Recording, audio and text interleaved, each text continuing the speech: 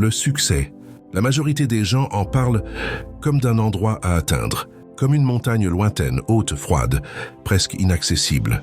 Ils l'observent de loin, lèvent les yeux et se disent « un jour peut-être ». Alors ils courent, ils accélèrent, ils forcent. Ils pensent que le succès est une récompense pour ceux qui souffrent le plus, pour ceux qui s'épuisent, pour ceux qui luttent sans relâche contre le monde, contre les autres, parfois même contre eux-mêmes.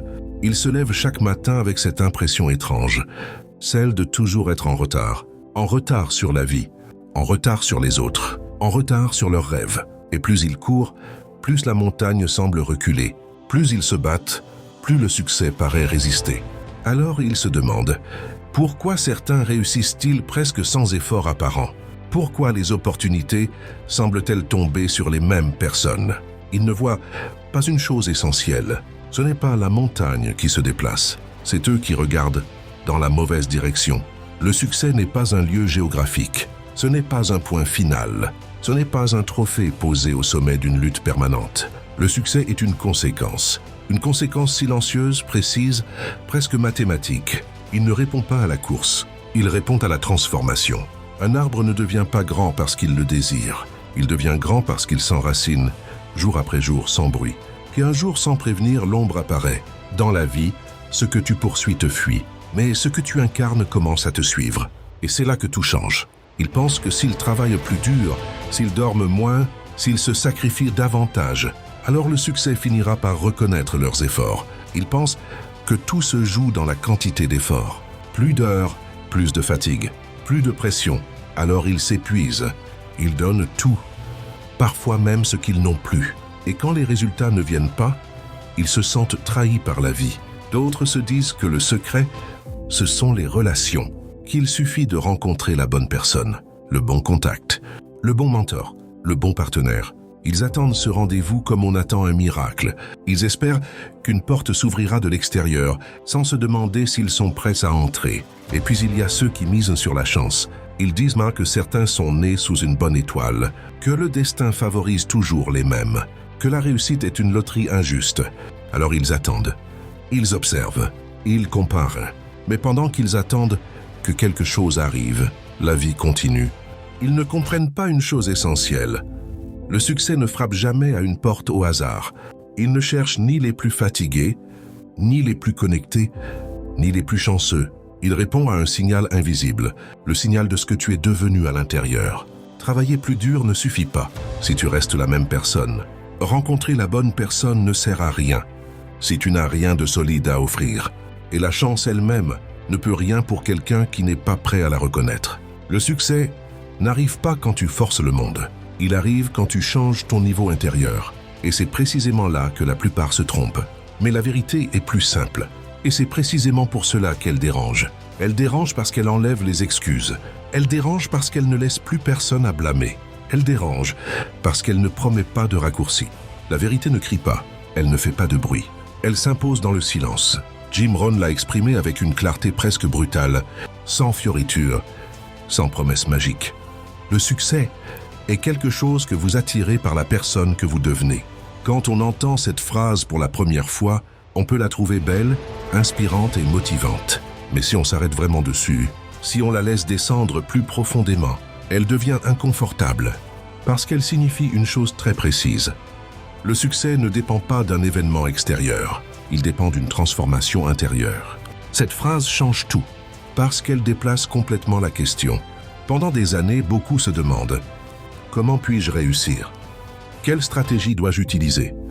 Quelle méthode fonctionne le mieux ?» Ils cherchent des techniques, des raccourcis, des secrets cachés. Mais Jim Rohn nous invite à poser une question bien plus exigeante, une question que peu de gens ont le courage de regarder en face. La vraie question n'est plus « Comment puis-je réussir ?» La vraie question devient « Qui suis-je en train de devenir chaque jour ?» Parce que chaque habitude te façonne, chaque pensée te sculpte, chaque décision te construit ou t'affaiblit. Tu deviens quelque chose, que tu le veuilles ou non. La seule vraie question est donc « Est-ce que ce que tu deviens attire la vie que tu veux ou la repousse ?» Le succès n'est pas une récompense que la vie distribue au hasard. C'est un miroir. Et ce miroir reflète exactement ton niveau intérieur. Si ta discipline est faible, le miroir le montre. Si ta vision est floue, le miroir le montre. Si ton engagement envers toi-même est instable, le miroir le montre aussi. La vie ne juge pas, elle répond. Et à partir du moment où tu comprends cela, tu arrêtes de demander plus à la vie et tu commences à demander plus à toi-même. C'est là que tout commence vraiment. Un arbre ne court pas après les oiseaux, il ne les appelle pas, il ne se plaint pas de leur absence, il ne supplie pas le soleil de briller, ni la pluie de tomber plus vite. Il ne compare pas sa croissance à celle de l'arbre voisin. Il fait une chose, et une seule, mais il la fait parfaitement. Il s'enracine, jour après jour, dans le silence, sans témoin, sans applaudissements. Ses racines plongent dans l'obscurité, là où personne ne regarde, là où aucun résultat n'est encore visible. Il accepte le temps, il accepte la lenteur, il accepte l'invisible, et pendant longtemps, rien ne semble se passer. Puis un jour, sans annonce, sans bruit, l'arbre est là, solide, stable et présent. Alors seulement, les oiseaux arrivent. Pas parce que l'arbre les a suppliés, mais parce qu'il est devenu un lieu sûr, un point d'ancrage, un refuge. Dans la vie, c'est exactement la même loi. Tout ce que tu poursuis avec anxiété semble s'éloigner. Plus tu cours après la reconnaissance, plus elle te fuit. Plus tu forces la réussite, plus elle résiste. Mais tout ce que tu incarnes profondément commence à graviter autour de toi. Quand tu incarnes la discipline, les opportunités te trouvent. Quand tu incarnes la clarté, les bonnes personnes apparaissent. Quand tu incarnes la valeur, la vie te répond. Le succès n'est pas attiré par la précipitation. Il est attiré par la stabilité intérieure. Il ne vient pas vers ceux qui crient le plus fort, mais vers ceux qui sont devenus assez solides pour le porter sans se perdre. C'est pour cela que courir ne suffit jamais. C'est pour cela que devenir change tout. Beaucoup veulent être reconnus sans être solides. Ils veulent être vus avant d'être construits. Ils veulent être applaudis avant d'être fiables. Ils cherchent la lumière sans avoir renforcé leur fondation. Ils veulent être respectés sans être constants, sans être disciplinés, sans être capables de tenir quand c'est difficile. Ils veulent être suivis, avoir des gens derrière eux, des regards tournés vers eux, sans avoir pris le temps de trouver une direction intérieure claire. Mais une chose échappe à leur compréhension. L'importance réelle ne se réclame jamais. Elle ne se crie pas. Elle ne s'exige pas. Elle ne se revendique pas. Elle se ressent. On l'aperçoit dans le silence, dans la façon dont quelqu'un entre dans une pièce, dans la manière dont il écoute plus qu'il ne parle, dans la stabilité qu'il dégage sans faire d'effort. Une personne importante n'est pas celle qui parle le plus fort. Ce n'est pas celle qui cherche à convaincre. Ce n'est pas celle qui cherche à impressionner. C'est celle dont la présence rassure, parce qu'elle est alignée, parce qu'elle n'est pas agitée intérieurement, parce qu'elle sait où elle va. C'est celle dont la parole a du poids, non pas parce qu'elle parle beaucoup, mais parce qu'elle parle rarement et juste. Quand elle promet, elle tient. Quand elle décide, elle assume. Quand elle échoue, elle apprend. Ses actes sont cohérents avec ses mots, et cette cohérence crée une forme de gravité. Les autres n'ont pas besoin de lui faire confiance, ils le font naturellement. Parce qu'au fond, l'importance n'est pas une position, c'est une énergie. Et cette énergie ne s'imite pas, elle se construit. Devenir une personne importante commence le jour où tu prends la responsabilité totale de ta vie. Pas partielle, pas conditionnelle, mais totale. Cela signifie que tu arrêtes de vivre comme si quelqu'un d'autre devait réparer ce que tu n'as pas encore construit. Responsabilité totale, ce n'est pas se culpabiliser, ce n'est pas se juger, ce n'est pas se flageller pour le passé. C'est reconnaître calmement que là où tu es aujourd'hui, quoi qu'il se soit passé avant, c'est désormais à toi de décider de la suite. Tant que tu blâmes les circonstances, tu leur donnes le pouvoir. Tant que tu accuses ton passé, tu restes attaché à lui. Tant que tu attends que quelqu'un vienne te sauver, tu retardes ton propre réveil. Prendre la responsabilité totale, c'est dire intérieurement: à partir de maintenant, je réponds de ma vie, ce que je pense, ce que je tolère, ce que je répète, ce que je fais chaque jour, même quand c'est inconfortable, même quand c'est injuste, même quand personne n'applaudit. À partir de ce moment précis, tu ne te demandes plus pourquoi la vie ne te donne pas plus. Tu te demandes ce que tu peux devenir de plus. Et ce simple déplacement intérieur fait de toi quelqu'un de différent, quelqu'un de plus stable, de plus fiable, de plus important. Parce que la responsabilité totale n'écrase pas. elle élève. Et c'est là que la transformation commence vraiment. Le jour où tu arrêtes de dire « c'est la faute des circonstances, c'est la faute de mon passé, c'est la faute des autres », ce jour-là, quelque chose se tait en toi. Plus besoin de te défendre, plus besoin d'expliquer, plus besoin de justifier ce qui n'avance pas. Tu cesses de raconter ton histoire comme si elle t'avait été imposée. Et à la place, sans colère, sans révolte, sans plainte, tu dis intérieurement, calmement, « c'est à moi », pas dans le sens de la culpabilité, mais dans le sens du pouvoir retrouvé. À partir de cet instant, tu récupères ton énergie. Car chaque excuse est une fuite de force. Chaque plainte est une décharge inutile. Chaque accusation te vide de ton influence. Quand tu dis « c'est à moi », tu reprends les rênes. Tu ne nies pas le passé. Tu ne nies pas les blessures. Tu ne nies pas les injustices. Mais tu refuses qu'elles décident encore. Quelque chose change alors profondément. Tu ne regardes plus la vie comme un champ de bataille, mais comme un chantier. Tu passes de victime à bâtisseur. La victime demande « Pourquoi moi ?» Le bâtisseur demande « Que puis-je faire avec ce que j'ai ?» La victime attend que le monde change. Le bâtisseur change sa manière d'agir dans le monde. Et ce changement intérieur, silencieux, presque invisible pour les autres, te rend immédiatement plus solide. Parce qu'un bâtisseur ne gaspille pas son énergie à accuser. Il l'utilise pour construire. Et c'est ainsi que commence la vraie importance intérieure. Jim Rohn disait « Vous ne pouvez pas changer le vent, mais vous pouvez ajuster les voiles. » Cette phrase contient une paix immense, mais aussi une grande exigence, parce qu'elle nous rappelle une vérité simple.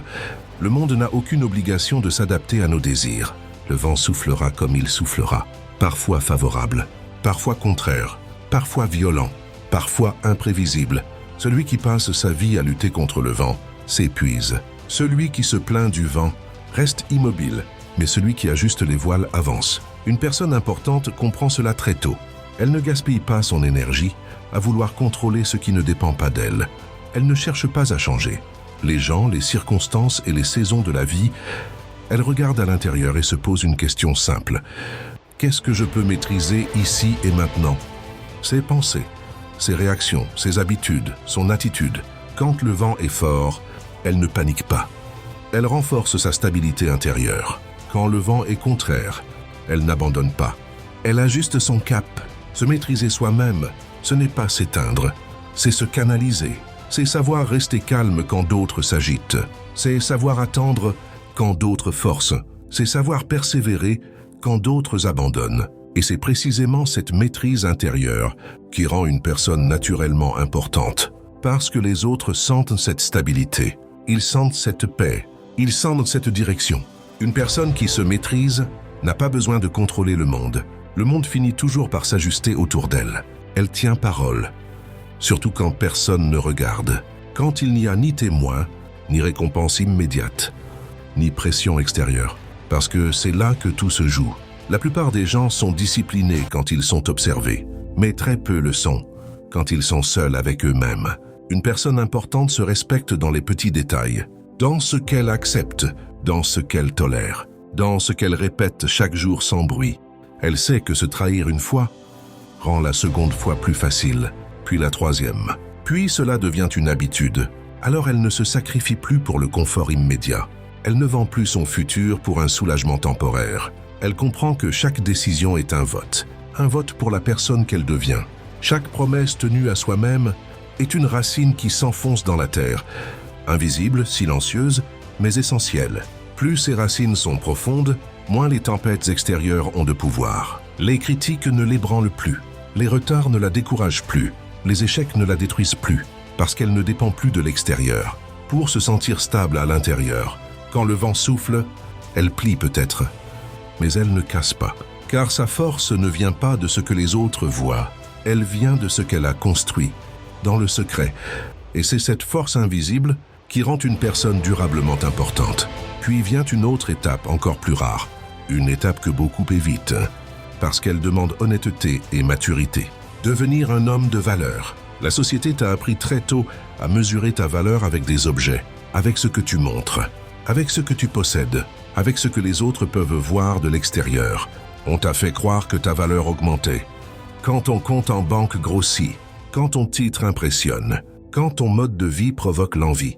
Alors beaucoup passent leur vie à empiler des symboles, sans jamais se demander s'ils deviennent réellement plus solides à l'intérieur. Mais ces choses ne sont que des effets, jamais la cause. L'argent est une conséquence, le statut est une conséquence, la reconnaissance est une conséquence. La cause, elle, est invisible. C'est ton niveau de compétence, ton niveau de conscience, ton niveau de discipline, ton niveau d'utilité.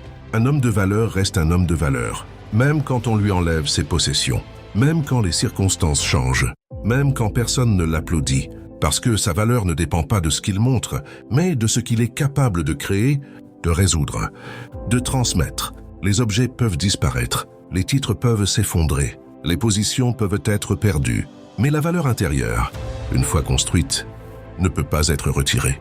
Et c'est précisément cette valeur-là que la vie finit toujours par reconnaître. La vraie valeur d'un homme se mesure à ce qu'il apporte quand il n'a rien à gagner, quand personne ne regarde, quand aucun retour immédiat n'est attendu, quand les applaudissements se font silencieux ou inexistants. Elle se mesure à sa capacité à rester droit quand c'est difficile, quand les épreuves frappent sans prévenir, quand tout semble vouloir le pousser à abandonner ou à tricher, quand le confort l'invite à se détourner de ce qui est juste. Elle se mesure à sa volonté de grandir, même quand personne ne l'applaudit, même quand personne ne valide ses efforts, même quand personne ne semble le remarquer, parce que la valeur ne dépend pas de l'extérieur. Elle ne dépend ni de l'argent, ni du statut, ni de l'opinion des autres. Elle dépend de ce que tu incarnes, de ce que tu transmets, de ce que tu protèges, de ce que tu crées pour le monde, silencieusement mais avec constance. Un feu n'est pas précieux parce qu'il est beau. Il ne brille pas pour être admiré. Il ne chauffe pas pour recevoir des remerciements. Il est précieux parce qu'il réchauffe, éclaire, protège, parce qu'il sert à quelque chose de réel, parce qu'il remplit une fonction qui sauve, qui aide, qui nourrit. Un homme de valeur est comme ce feu. Il existe dans la constance. Il existe dans la fonction. Il existe dans l'effet réel qu'il produit et non dans la manière dont il est perçu. Et c'est cette force, silencieuse et durable, qui attire naturellement ce que la vie appelle le succès. Parce que la vie reconnaît toujours la valeur, même si personne d'autre ne la voit, même si personne ne l'applaudit, même si tout le monde passe à côté. Et c'est cette valeur-là qui transforme une vie. Non pas les honneurs, non pas les titres, mais l'impact réel, l'impact discret, l'impact solide. Un homme de valeur investit en lui-même. Il comprend que le plus grand capital qu'il possède n'est pas son argent, ni ses contacts, ni sa position sociale. C'est lui-même. Ses connaissances, son esprit, sa discipline, sa vision. Il lit quand d'autres se distraient. Il plonge dans les livres, dans les idées, dans la sagesse des siècles passés et présents. Pendant que d'autres scrollent sans fin sur les écrans, il absorbe ce qui le fera grandir demain. Parce qu'il sait que la lecture est un miroir et une lampe. Un miroir pour se voir tel qu'on est. Une lampe pour éclairer le chemin qu'on n'a pas encore parcouru. Il apprend quand d'autres se plaignent. Quand la plupart des gens trouvent des excuses, il trouve des leçons. Quand les problèmes apparaissent, il n'invoque pas la fatalité. Il cherche la compréhension. Il sait que chaque défi est une opportunité déguisée et que l'intelligence ne se mesure pas à ce que l'on possède, mais à ce que l'on intègre et applique. Il s'améliore quand d'autres attendent un miracle. Tandis que beaucoup attendent que la chance frappe à leur porte, il agit silencieusement, patiemment chaque jour. Chaque effort, chaque habitude, chaque décision devient un petit pas vers la personne qu'il veut devenir. Et peu à peu, sans bruit, les miracles viennent. Non parce qu'ils sont magiques, mais parce qu'il est devenu le type de personne que les opportunités ne peuvent ignorer. Investir en soi, c'est planter des graines dans un terrain invisible. On ne voit pas tout de suite les fruits. Mais chaque lecture, chaque apprentissage, chaque amélioration silencieuse devient racine, tige et fleur. Et un jour, sans prévenir, ces racines profondes produisent des résultats tangibles, durables et puissants. C'est ce qui distingue un homme de valeur de ceux qui suivent la foule. Il construit dans le secret, il agit sans témoin, et il récolte quand le moment est venu, parce qu'il sait que ce qu'on donne à soi-même finit toujours par se multiplier dans le monde. Il comprend que chaque jour est comme une goutte d'eau. Une goutte seule, fragile, semble insignifiante. On pourrait croire qu'elle n'a aucun pouvoir, qu'elle ne fait pas la différence, qu'elle se perd dans l'immensité du monde. Mais il sait quelque chose que beaucoup ignorent. La persistance transforme tout. Chaque goutte déposée encore et encore commence à frapper la pierre. Au début, rien ne se voit. Puis lentement, la surface se marque, puis se creuse, puis se transforme en sillon. Et un jour, la pierre cède. C'est exactement ainsi qu'il voit l'apprentissage, la discipline, la croissance personnelle. Chaque petite action répétée, chaque lecture, chaque effort discret, chaque habitude tenue dans le secret, toutes ces gouttes, apparemment insignifiantes, finissent par transformer sa vie entière. Il ne cherche pas l'éclat immédiat. Il ne veut pas l'applaudissement instantané. Il sait que la grandeur ne se mesure pas en résultat d'un jour, mais en constance silencieuse. Et il sait aussi que la patience n'est pas de l'inaction. Chaque goutte compte, chaque goutte construit. Chaque goutte, avec le temps, devient force, structure et impact. C'est cette vision qui lui permet de rester calme quand les progrès semblent lents. C'est cette vision qui le distingue de ceux qui abandonnent trop tôt. C'est cette vision qui fait d'un simple homme un homme de valeur. Parce que dans la vie, ce ne sont pas les coups violents ou les efforts spectaculaires qui façonnent le destin. Ce sont les petites gouttes constantes qui perçant les obstacles et transforment les montagnes. La discipline devient alors son allié. Pas une punition, pas un fardeau, pas un ordre extérieur imposé, mais un pont. Un pont entre ce qu'il est aujourd'hui, imparfait, limité, incertain, et ce qu'il sait pouvoir devenir demain, fort, capable, confiant. Il comprend que chaque effort inconfortable, chaque habitude qu'il peine à installer, chaque renoncement temporaire n'est pas une perte. C'est un investissement invisible qui construit sa force intérieure. Il fait ce qui est difficile maintenant, non par obligation mais par vision, non pour plaire aux autres, mais pour se respecter lui-même, non pour impressionner, mais pour devenir digne de ce qu'il veut atteindre. Et progressivement, sans bruit, sans tapage, sans reconnaissance extérieure, il développe quelque chose de rare, de solide, de la valeur intérieure. Cette valeur n'est pas mesurée par les biens matériels. Elle ne dépend pas des applaudissements ni des succès immédiats. Elle se mesure à sa constance, à son alignement, à sa capacité à tenir sa parole, à persévérer, à rester droit malgré les tempêtes. C'est cette discipline transformée en habitude qui creuse les fondations invisibles de sa vie. Et plus ces fondations s'ancrent profondément, plus il devient difficile pour les vents contraires, pour les épreuves, pour les obstacles, de l'ébranler. La discipline devient alors non seulement un pont, mais une armure douce et silencieuse.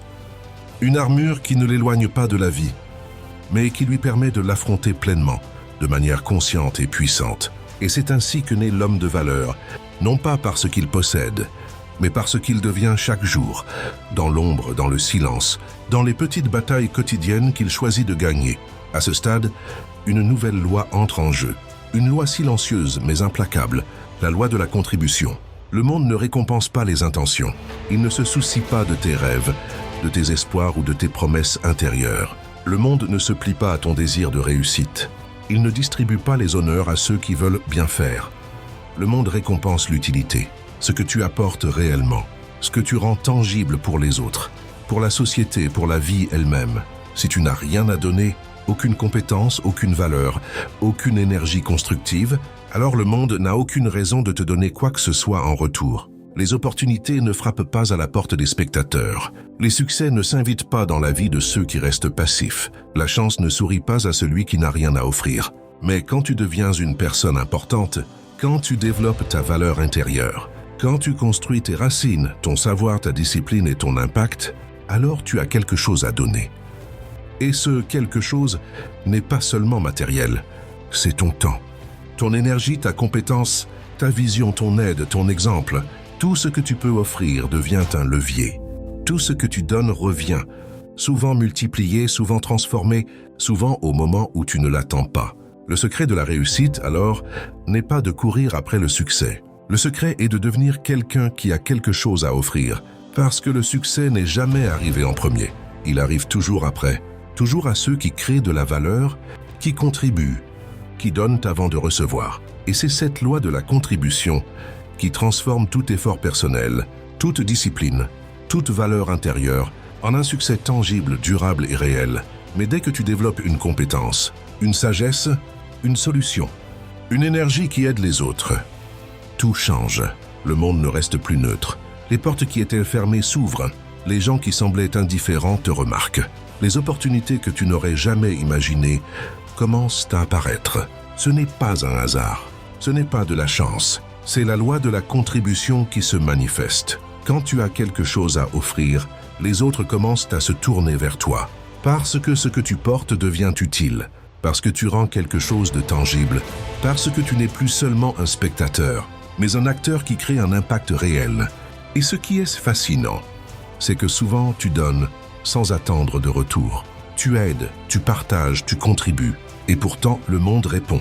Pas toujours de la manière que tu imagines, mais toujours avec équité et puissance. Chaque compétence, chaque geste utile, chaque parole éclairée devient une graine. Une graine qui attire des situations, des personnes, des opportunités. Et un jour, sans que tu ne l'aies planifié, tout ce que tu as donné commence à revenir sous forme de succès, d'influence, de respect et de possibilités réelles. C'est ainsi que le succès cesse d'être un but lointain et devient la conséquence naturelle de qui tu es devenu et de ce que tu as choisi de donner.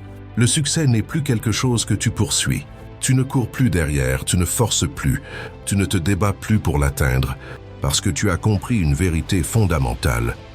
Le succès n'est pas un point à atteindre au loin, ni une montagne que tu dois gravir à main nue. Le succès n'est pas une récompense que le monde accorde à certains élus. Le succès devient une conséquence de qui tu es devenu, une conséquence de ce que tu as construit, de la valeur que tu as apportée, de la discipline que tu as cultivée, de la contribution que tu as offerte. Il n'est plus dépendant du hasard, de la chance ou des circonstances. Il dépend de toi, de ton engagement silencieux, de ta constance, de tes efforts invisibles, de la manière dont tu choisis de grandir et de servir chaque jour. Et c'est là que le monde commence à répondre. Pas parce que tu l'as demandé, pas parce que tu l'as poursuivi, mais parce que tu es devenu la personne capable de créer ce que le succès représente. Comme l'arbre qui grandit en silence et dont les fruits attirent les oiseaux, comme le feu qui éclaire sans se vanter, comme la goutte qui creuse la pierre sans bruit. Le succès vient à toi naturellement, parce que tu es devenu quelqu'un qui attire ce qu'il mérite réellement. Et à ce moment-là, tu réalises enfin, le succès n'est jamais arrivé en premier. Il n'est jamais venu frapper à la porte de ceux qui le poursuivent aveuglément. Il arrive toujours après, toujours à ceux qui deviennent eux-mêmes, qui donnent, qui créent, qui se tiennent droit et qui investissent en eux-mêmes. Le succès n'est plus un objectif. Il est l'ombre naturelle de la personne que tu es devenu. Le soleil ne demande jamais s'il mérite d'éclairer. Il ne se plaint pas. Il ne cherche pas de validation. Il ne négocie pas son pouvoir avec personne. Il donne simplement, chaque jour sans relâche, sans attendre de récompense, sans demander de reconnaissance. Et en donnant, il devient indispensable à la vie. Lorsque tu deviens une source, comme le soleil, tu n'as plus besoin de mendier quoi que ce soit. Tu ne cours plus après le succès. Tu ne supplies plus l'attention. Tu ne dépends plus du regard des autres pour te sentir complet. Parce que la réussite ne se donne pas. Elle gravite autour de ceux qui donnent, autour de ceux qui créent de la valeur, autour de ceux qui aident, inspirent, élèvent. Chaque action que tu poses pour les autres devient un aimant silencieux. Chaque mot juste, chaque geste sincère, chaque compétence partagée attire naturellement les opportunités. Chaque contribution rend ton existence plus puissante, plus visible, plus influente. Et c'est là que tu comprends une loi immuable. Tu ne crées pas le succès en le poursuivant. Tu le crées en devenant une source, en devenant quelqu'un dont la présence améliore le monde, même modestement, même silencieusement. Le succès n'est plus une cible à atteindre. Il devient la conséquence inévitable de ta lumière. Comme le soleil, tu brilles sans demander, tu donnes sans attendre, et tout autour de toi commence à s'illuminer. Parce que le succès n'est pas une destination.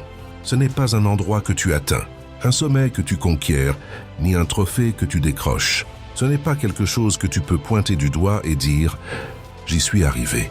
Le succès est un effet secondaire. Il est le reflet de ce que tu es devenu. Il est la conséquence silencieuse et naturelle de tes efforts, de ta discipline, de ta valeur, de ta contribution.